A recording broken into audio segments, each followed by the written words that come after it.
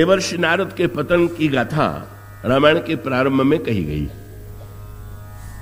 देवर्षि नारद ने काम क्रोध लोभ को जीत लिया, अहंकार का उदय हुआ।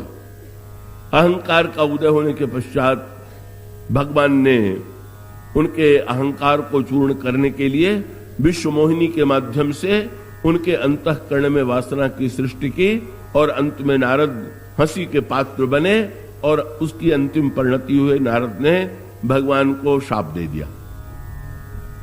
अब देखेंगे इस घटना को देखने की दृष्टि क्या। गोस्वामी जी से यह प्रश्न किया गया कि गुण और दोष के संदर्भ में गुण और दोष देखना चाहिए कि नहीं देखना चाहिए। तो उन्होंने कहा कि नहीं, ये कह देने से एक ऐसी भी स्थिति आ जाती है कि जब व्यक्ति को गुण और दोष दिखाई देना दोनों बंद हो जाता है। भगवान राम ने इसका उपदेश श्री भरत को दिया था। संत के गुण उन्होंने बताए और असंत के दोष बताए। भरत जी के हृदय में जिज्ञासा थी कि संत का क्या लक्षण है और असंत का क्या लक्षण है।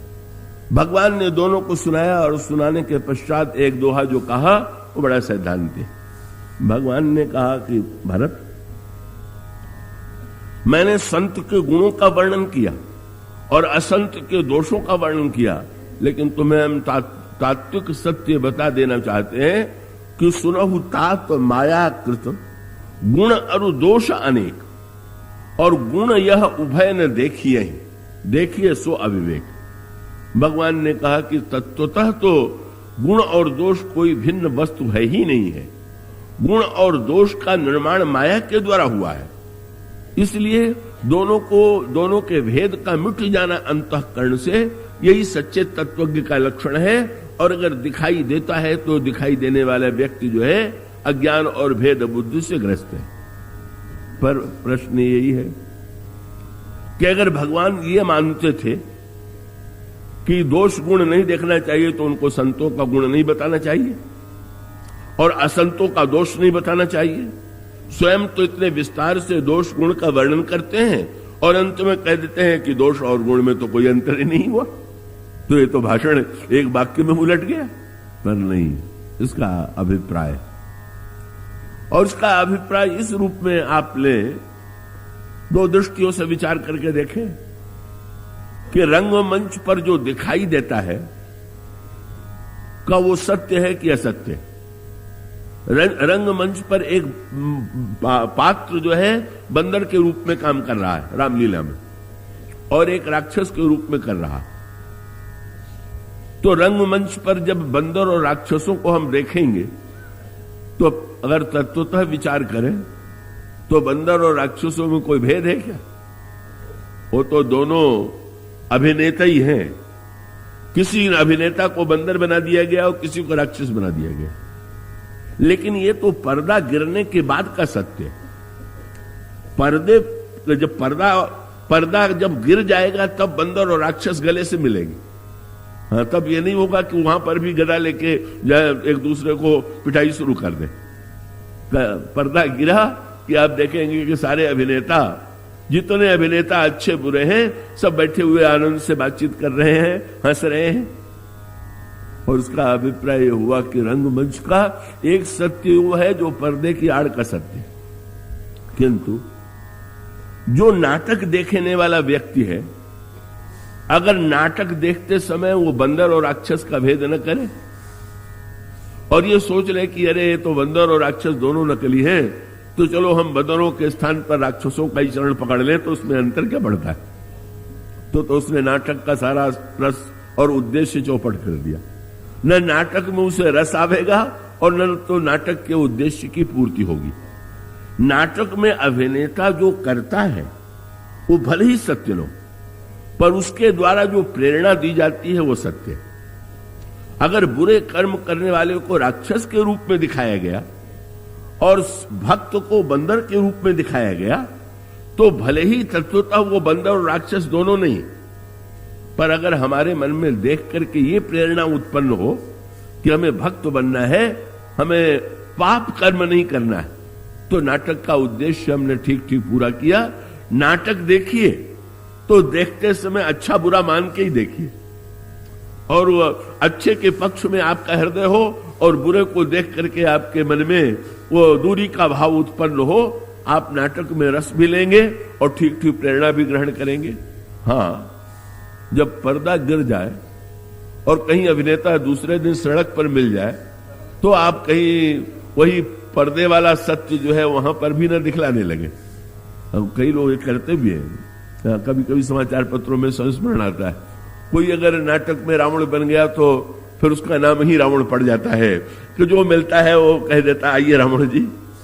खैर व्यंग विनोद में रावण जी कह दिया तो कोई बात नहीं है, पर भाई बस उसका नाटक का उद्देश्य देख लीजिए, पा लीजिए, उसका अनुकरण कर लीजिए और करने के पश्चात ये समझ लीजिए कि ये नाट्य मंच का सत्य था, पर्दे के आड़ का सत्य नहीं। भगवान श्री राम मानो श्री भरत से कहना चाहते हैं कि संत का दोष और गुण जब सृष्टि मेरी बनाई हुई है और सब सारा ब्रह्म ही रूप है, तो ऐसी स्थिति में अगर विचार करके देखें तो तत्वतः न तो दोष है न तो गुण है। किंतु नहीं भारत, संत के गुणों को देखना चाहिए और असंत के दोषों को देखना चाहिए, और असंत के दोषों को देख करके उसका उपयोग क्या है। एक तो हुआ कि राक्षस को देख करके हम राक्षस से घृणा करें और स्वयं जीवन में राक्षसों जैसा आचरण करें, तो इससे बढ़कर के तो कोई विडंबना नहीं होगी। और अगर हम देख करके दोष से हमारे मन में घृणा हो तो हमने ठीक ठीक दोष देखा। तो रामायण में सूत्र दिया गया कि दोष और गुण देखने की सबसे सुंदर पद्धति यह है कि न तो हम गुणी को महत्व दें, न तो दोषी को घृणा की दृष्टि से देखें, अपितु हमारे मन में गुणी को देख करके गुण के अनुकरण की इच्छा उत्पन्न हो और दोषी को देख करके दोष के त्याग की इच्छा उत्पन्न हो, तभी गुण और दोष दर्शन की सार्थकता है। ताते कछु गुण दोष बखाने, संग्रह त्याग न बिनु पहचाने।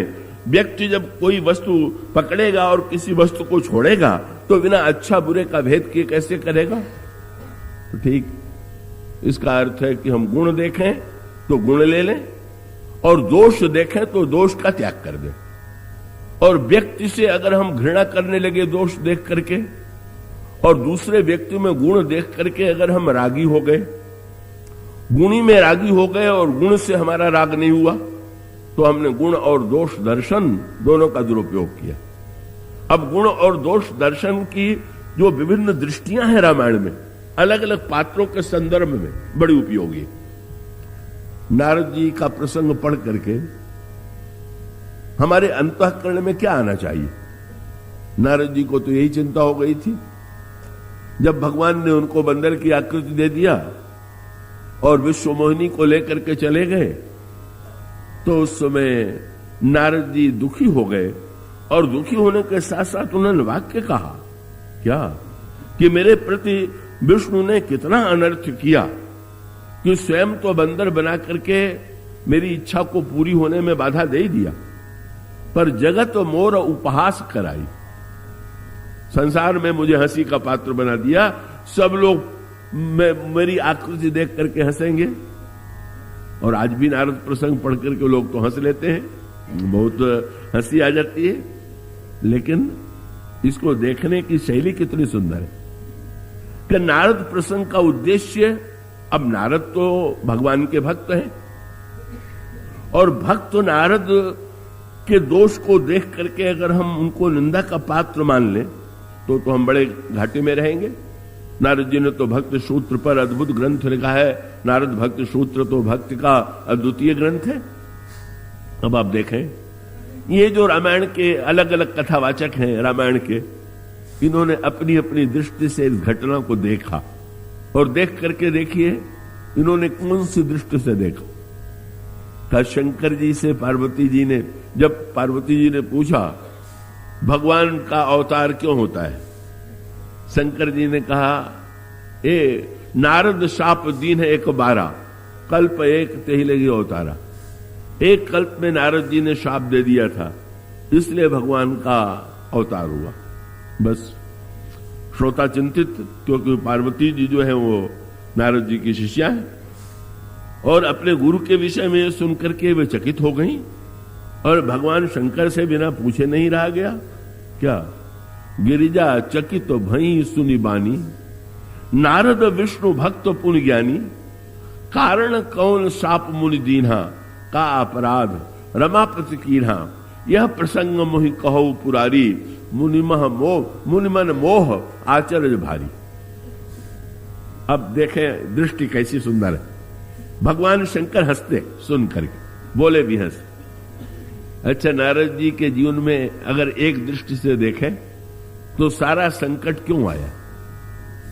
क्योंकि शंकर जी की बात यदि नारद जी ने मान ली होती तो नारद जी सारी समस्या से बच जाते। नारद जी ने जब काम क्रोध लोभ को जीता तो सबसे पहले उनके मन में ये प्रश्न आया कि अपने काम विजय की कथा किसको सुनाऊं। तो सोचने लगे कि शंकर जी इसके लिए ठीक रहेंगे। पर शंकर जी को सुनाने के पीछे जो वृत्ति थी वो वृत्ति बड़ी बुरी थी। क्या बुरी वृत्ति थी? कि नारद जी को लगा कि शंकर जी भी काम के विजेता माने जाते हैं, मैंने भी काम को जीत लिया, देखे मेरे विजय का समाचार सुन के उनको अच्छा लगता है कि नहीं लगता। और मन में सोच लिया कि अच्छा तो नहीं ही लगेगा। मैं जानता हूं कि एक व्यक्ति अपनी महिमा के सामने जब दूसरे व्यक्ति को अपने महिमावान देखता है तो उसे पसंद नहीं आता। पहुंच गए नारद जी को, शंकर जी ने देखा तो बड़ा स्वागत किया। आप आए, आप राम कथा का गायन करेंगे, इससे बढ़कर के अवसर क्या हो? नारद जी ने कहा कि नहीं, आज राम कथा तो पुरानी पड़ गई, कितनी बार आपको मैंने सुनाई, आज आपको बिल्कुल नई कथा जो आपने कभी न सुनी वो मैं सुना रहा हूं। और तब गोस्वामी जी ने लिखा, मार चरित शंकर ही सुनाए। गोस्वामी जी ने शब्द का चुनाव बहुत बढ़िया किया। मार मानो उन्होंने शंकर जी से कहा कि कोई भेद थोड़ी है, राम में और मार में भेद क्या है? राम लिखिए तो भी राम और मार लिखिए तो भी राम, तीनों से अक्षर तो एक ही है। ये भूल गए कि राम को उलट करके मार बन गया है, इसलिए मार चरित शंकर ही सुनाए। और सुनाने के बाद ध्यान से देखने लगे क्या प्रभाव पड़ा। तो शंकर जी ने हाथ जोड़ करके कहा, बार बार बिनवो मुनि तो ही, जिम यह कथा सुनाए हो मोही, तिमि जनी हरि सुनाए हो कबहू, चलो प्रसंग दुराए हो कबहू तबहू। शायद वक्ता के लिए इससे बड़ी आलोचना कोई नहीं हो सकती जो शंकर भगवान ने की। कोई वक्ता पूछ दे कि आपको कथा कैसी लगी, और आप कहते हैं कि आज आपने सुना दिया पर अब किसी को ऐसा मत सुनाइएगा, तो इसका अर्थ है कि आपको लगता है कि शायद इससे बढ़कर के कोई अनौचित्यपूर्ण कथा हो ही नहीं सकती। लेकिन शंकर जी पर, नारद जी पर क्या प्रभाव पड़ा? नारद जी पर प्रभाव ये पड़ा, ओहो मैं तो पहले जानता था कि शंकर जी को सुनकर के ईर्ष्या होगी, हो गई ईर्ष्या। मैंने एक दिन आपसे कहा था ना कि मन के रोगियों की सबसे बड़ी समस्या ही है कि उनको रोग अपने में नहीं दिखाई देता है, दूसरे में दिखाई देता। वो शंकर जी को मुझसे ईर्ष्या हो गई है, ये मेरा प्रचार नहीं चाहते। अब पार्वती कथा में पूछ रही हैं कि नारद जी को ऐसा कष्ट क्यों हुआ, उन्होंने क्यों शाप दे दिया? तो शंकर जी कह सकते थे, और कहते तो कोई अनुचित नहीं था। शंकर जी कह सकते थे कि तुम्हारे गुरुजी ने मेरी बात नहीं मानी, इसीलिए तो उनकी दुर्दशा हुई। हम लोग तो बहुधा यही करते हैं कि अगर किसी को रोकें और कोई कार्य वो करे और कष्ट पावे तो ये कहे बिना हमसे नहीं रहा जाता है कि मैंने तो पहले रोका था, मेरा इन्होंने कहना नहीं माना, इतना कष्ट हुआ। और कभी कभी तो लोगों का स्वभाव ऐसा होता है कि न भी कहे रहे तो बाद में कहते हैं कि मैंने तो पहले कहा था। ऐसा भी स्वभाव, लंका में तो यह स्वभाव विशेष रूप से तुलसीदास जी ने लिखा। जब हनुमान जी नगर में घुमाए जा रहे थे तो लात मार रहे थे, हंसी उड़ा रहे थे, पर हनुमान जी ने जब लंका को जला दिया तो इतने ही नहीं कहते हैं कि लंका जल गई, ये जरूर कह देते हैं लंका वाले, हम जो कहा यह कपि नहीं होई, बानर रूप धरे सुर कोई। हम तो पहले से कह रहे थे, कोई एक भी कहने वाला नहीं था, पर सब कह रहे थे कि हमने तो पहले कहा था, मैं मालूम था। और शंकर जी तो सचमुच नारद जी को रोका था। नारद जी मान जाते तो कुछ न होता, लेकिन क्या कैसी दोष गुण देखने की दृष्टि है शिव के पास। शंकर जी हंसे और हंस करके एक बार भी उन्होंने नहीं कहा कि तुम्हारे गुरु जी को मैंने रोका था, बल्कि शंकर जी बोले भी हंस, महेश तब अरे ज्ञानी मूढ़ न कोय, जेहि जस रघुपति करहि जस, सो तसत्य ही छन होवे। पार्वती, न कोई ज्ञानी है न कोई मूढ़ है, जो भगवान जिस समय जिसको जैसा करते हैं वो व्यक्ति वैसा हो जाता है। और उसको उलट करके देखें, अब नारद जी अपने दोषों को अगर ये कह करके अपने दोषों को से छुट्टी पाले, जो वाक्य शंकर जी ने कहा है, शंकर जी ने कहा, अरे भगवान जिस समय जिससे जो कराना चाहते करा देते हैं, ये तो भगवान का ही खेल। पर नारद जी किस दृष्टि से अपने दोषों को देखें? शंकर जी नारद के दोषों को जो देखते हैं, अगर उस प्रसंग को पढ़ करके अहंकार की बुराई हमारे हृदय में आ जाए, मानो जो हमारे अंतःकरण के विकार हैं उनके प्रति हमारे मन में घृणा आ जाए, तो नारद प्रसंग को पढ़ना सार्थक है। और भगवान शंकर के समान अगर उसके पीछे हम भगवान को देख करके का अपने जीवन में अपनी महत्ता स्थापित न करें, तो ये गुण दोष देखने की सार्थकता है। पर नारद जी ने भगवान को श्राप दे दिया। श्राप दे देने के बाद भगवान ने माया का निवारण कर दिया, और माया का जब निवारण उन्होंने कर दिया तो तब हरि माया दूरी निवारी, नहीं तह रमान राजकुमारी, और तब मुनि अति सभीत हरि चरणा, गहे पाहि प्रणतारति हरना, मृषा हो मम शाप कृपाला। मैं दुर्वचन कहे बहु तेरे, कहा मुनि पाप मिटी किम मेरे। ये कितनी सुंदर बात। जिसमें दोष है, जिससे भूल हुई है, उन्होंने अपनी भूल माना और भगवान से कहते हैं, मैंने आपके लिए कितने कठोर शब्दों का प्रयोग कर दिया, मेरा पाप कैसे मिटेगा। अगर मान लीजिए जो शंकर जी ने कहा वही नारद जी अपने लिए कहने लगते, बोले बिहसी महेश की जगह अगर नारद हंस के कहते कि अरे तो सब मैंने थोड़ी कुछ किया था, ये सब वो जाने उनका खेल है, तो वस्तुतः दोष देख करके भी अगर दोष के त्याग की वृत्ति ना आवे, पश्चाताप की वृत्ति ना आवे, तो बड़ा अनर्थ होगा। तो अब दोनों की दृष्टि अलग है। शंकर जब नारद के दोष को देखते हैं तो उस रूप दूसरे रूप, और नारद जब अपने दोष को देखते हैं तो दूसरे रूप। वो कहते हैं मुझसे पाप हो गया। यद्यप भगवान ने नारद से बिल्कुल कहा वही जो शंकर जी ने पार्वती जी से कहा था। जब नारद जी ने कहा कि मैं दुर्वचन कहे बहु तेरे, और ये कह दिया, ऐसा साथ कह दिया कि महाराज का मैंने आपके लिए श्राप दे दिया, तो भगवान ने मुस्कुरा करके नारद जी से भी कहा, मम इच्छा कह दीन दयाला। नारद, तुम क्या समझते हो कि मेरी इच्छा के बिना तुम मुझे श्राप दे सकते थे? नहीं, भगवान कहते हैं मेरी इच्छा से हुआ। शंकर जी कहते हैं प्रभु का खेल है, और नारद जी कहते हैं मेरा पाप और मेरा दोष, और मेरा पाप कैसे मिटे। और प्रभु ने सुना तो प्रभु ने तुरंत कह दिया, अच्छा आपको लगता है कि पाप हो गया है, तो उसका प्रायश्चित मैं बता देता हूं। क्या? जपहु जाय शंकर सतनामा, होई हृदय तुरंत विश्रामा।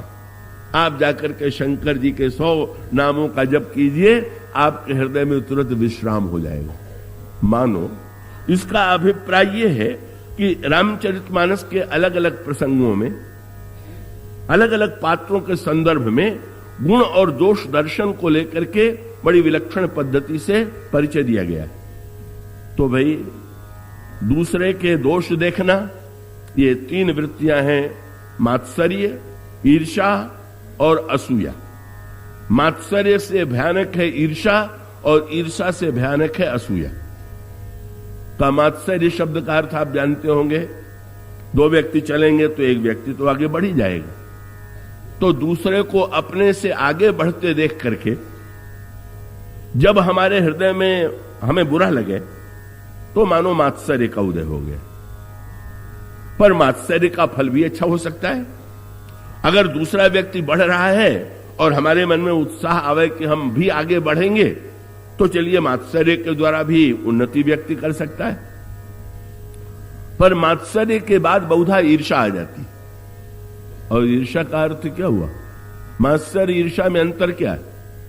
बोले जब दूसरे को तेज बढ़ते देख करके स्वयं तेज बढ़ने की इच्छा हो तो मात्सर्य, और दूसरे को तेज बढ़ते देख करके जब ये इच्छा मन में उत्पन्न हो कि मैं तो इससे आगे बढ़ नहीं पाऊंगा पर इसकी टांग तो पकड़ के खींच ही सकता हूं, तो ये ईर्षा की वृत्ति हो गई। तो मात्सर्य वाला व्यक्ति देख रहा है सामने वाले गुण को, और गुण में होड़ है, और ईर्षा करने वाला व्यक्ति जो है का वो दोष दर्शन, रामायण में जैसा संकेत आता है, सिंहिका ने हनुमान जी की छाया को पकड़ लिया। इस सिंहिका ईर्षा की प्रतीक का जो ईर्षालु व्यक्ति होता है, उस सामने वाले व्यक्तियों को दोषों को ही चारों ओर प्रसारित करना चाहता है। ये ईर्षा का स्वभाव। पर असूया तो सबसे भयानक है। क्या भाई? दोष देख करके दूसरे का दोष बढ़ा देना एक बात, पर दूसरे में जो अच्छाई है, जो गुण है, उसमें भी दोष निकाल दिया, तब तो इससे बढ़कर के वो व्यक्ति जो है कभी भी उसके जीवन का दोष तो दोष देखता ही है, और उसमें अगर कुछ अच्छाई है और वो ये देख करके कहे कि इन दोषों के साथ इनमें अच्छाई भी है, तो कम से कम उसको गुण तो दिखाई दे रहा है, वो गुण से तो प्रेरणा ले सकता है। तो याद रखिएगा, ये सबसे भयानक वृत्ति जो है, न च माम यो व्यसूयति, भगवान जो गीता में कहते हैं, ईर्षा और मात्सर्य ईर्षा से आगे है ये असूया।